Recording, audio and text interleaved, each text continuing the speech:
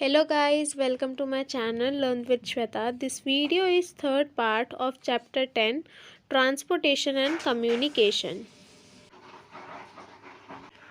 International highways, they are constructed with the aim to promote harmonious relationship with neighboring countries and provide an effective connection with India. International highways वो होते हैं जो कि एक country को दूसरे country से जोड़ते हैं, जैसे कि India America. Density of roads. The distribution of roads is not uniform in the country. Density of roads, length of road as per 100 square kilometer of area, is the method to compare the network of roads of one area to another area. The national average of road density is 125.02 kilometer in 2008. The density of roads is influenced by the nature of terrains and level of economic development, as most of the northern states and major southern states have high density of roads. Example, UP. Uttar Pradesh has highest road density of 532.27 km, whereas Himalayan region, northeastern region, Madhya Pradesh and Rajasthan have low density of roads. Example, Jammu Kashmir has lowest density of 10.04 km. Next is rail transport. India has one of the longest railway network in the world. One hand, it facilitates the movement of freight and passengers, and on the other hand it contributes to the growth of economy. Rail transport जो होता है वो एक तरफ passengers को एक जगह से दूसरी जगह लेके जाता है, और दूसरी तरफ ये जो इकोनॉमी है, यानी कि जो हमारी इकोनॉमी होती है, उसमें भी ये ग्रोथ में हेल्प करता है. Mahatma Gandhi said the Indian railways brought people of diverse cultures together to contribute India's freedom struggle. Mahatma Gandhi ji ने कहा है कि जो अलग अलग रंग रूप और कल्चर के जो लोग होते हैं उन सब को इंडिया के जो फ्रीडम स्ट्रगल है उसमें एक साथ लेके आता है. क्योंकि इंडिया जब फ्री हुआ था, यानी कि उसे जब आज़ादी मिली थी, तो उसमें सिर्फ एक ही कल्चर या एक ही कास्ट के लोग नहीं थे, उसमें अलग अलग कास्ट के लोगों ने कंट्रीब्यूट करा था इंडिपेंडेंस के लिए. Next is in 1853 the first Indian railway was started from Bombay to Thane, covering a distance of 34 kilometre. जो पहला इंडियन रेलवे स्टार्ट हुआ था बॉम्बे से थाने तक, उसने 34 किलोमीटर की दूरी तय करी थी. Being the largest government undertaking in India, Indian always network is 64,460 kilometre long 31st March 2011. To reduce the pressure of this large size railway from a centralized railway management system, Indian railway system has been divided into 17 zones.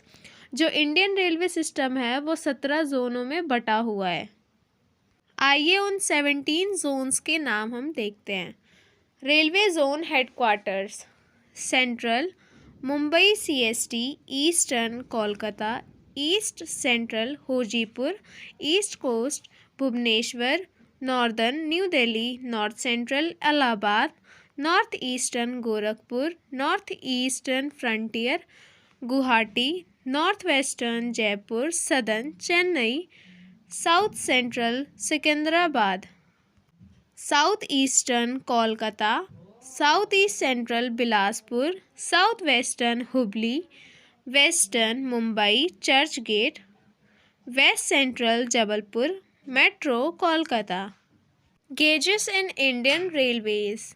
Indian Railways has been divided into 3 categories on the basis of width of the track of Indian Railways as follows.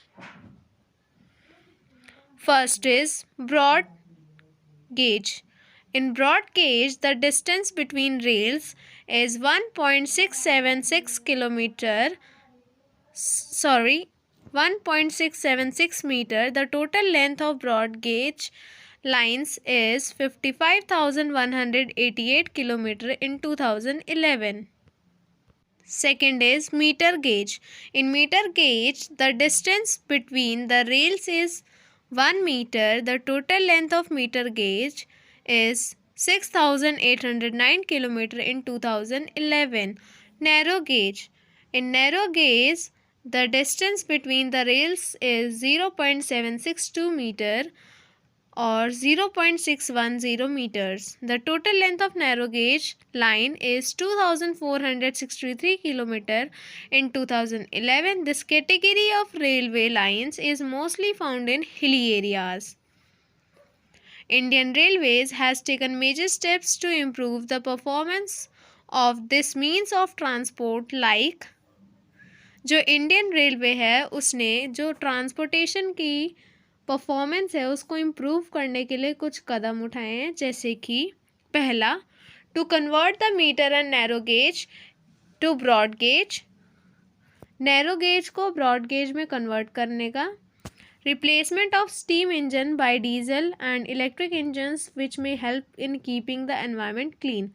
जो हम पहले steam engine का use करते थे उसको अब diesel और electrical engine की मदद से हम अपने ट्रांसपोर्टेशन का यूज़ करेंगे ताकि उससे जो हमारा एनवायरनमेंट है वो भी क्लीन रहे और प्रदूषण फ्री रहे। Introduction of metro rail in Kolkata and Delhi etcetera, और जो आसपास की जगह पे जाने के लिए हम ट्रांसपोर्टेशन का यूज़ करते हैं उसकी जगह हम मेट्रो को लेके आएंगे, जैसे कि कोलकाता और दिल्ली में है। Next is water transport. Water transport is the cheapest means of transport for carrying heavy and bulky materials as well as passenger service. It is a fuel efficient and eco-friendly mode of transport. जो water transport होता है वो एक cheapest means of transport माना जाता है, जिसमें कि हम भारी सामान और पैसेंजर्स को एक जगह से दूसरी जगह बहुत ही कम फ्यूल में लेके जाते हैं, और ये इको फ्रेंडली भी होता है, यानी कि एनवायरनमेंट को उतना प्रदूषित नहीं करता है। The water transport is of two types, inland waterways, oceanic waterways. जो वाटर ट्रांसपोर्ट होते हैं वो दो प्रकार के होते हैं। पहला होता है inland waterways और दूसरा होता है oceanic waterways। तो हम पहले के बारे में पढ़ेंगे inland waterways.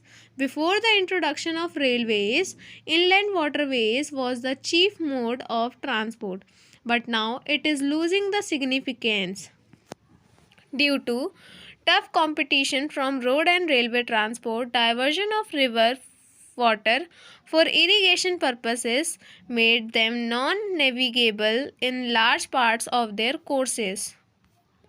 जो inland waterways है, जब रेलवेज़ नहीं आए थे तो उस टाइम पे इनलैंड वाटरवेज़ का ही एक जगह से दूसरी जगह जाने के लिए यूज़ किया जाता था। पर जैसे जैसे रेलवेज़ और मेट्रोज़ आई, जो इनलैंड वाटरवेज़ है उसकी जो इनलैंड वाटरवेज़ की जो मांग है वो धीरे धीरे कमती गई।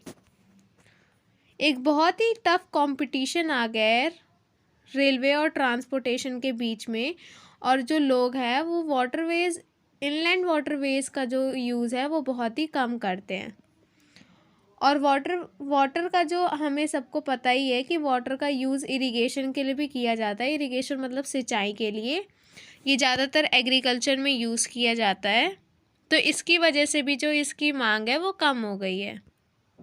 Next is India has 14,500 km of navigable waterways, which accounts for about 1% of country's transportation. It includes river, canals, backwater, creeks, etc. At present, 3,700 km of major rivers are navigable by mechanized flat-bottom vessels, but out of it, only 2,000 are actually used. Similarly, out of 4,800 km of the network of navigable canal, Only 900 km is navigable by mechanized vessels. The Inland Waterways Authority, which was set up in 1986, is responsible for the development, maintenance, and regulation of national waterways in the country. Currently, there are 3 inland waterways which are considered as national waterways by the authority. The National Waterways of India. NW National Waterway 1 Allahabad Haldia stretch 1620 km.